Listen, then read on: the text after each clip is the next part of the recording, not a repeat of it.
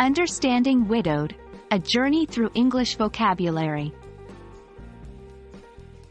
Hello learners! Today, we're going to dive deep into the world of family and relationships. More specifically, we're going to focus on an important term, widowed.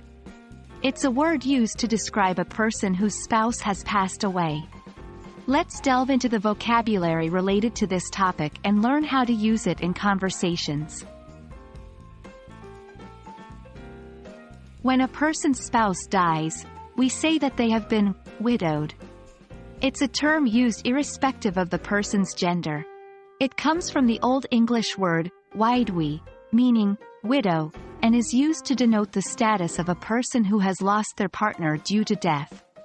Here's an example. After John's wife passed away, he became widowed. Important note: widow is used for females and widower for males. For example, John is a widower. Being widowed often comes with many changes in a person's life.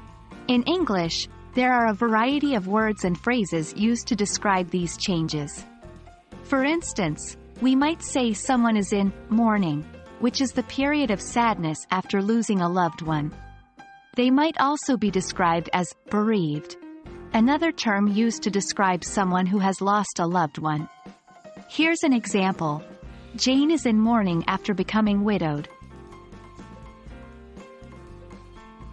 Now, let's look at how the word widowed and related phrases can be used in conversations. 1. After being widowed, Sarah found solace in her painting.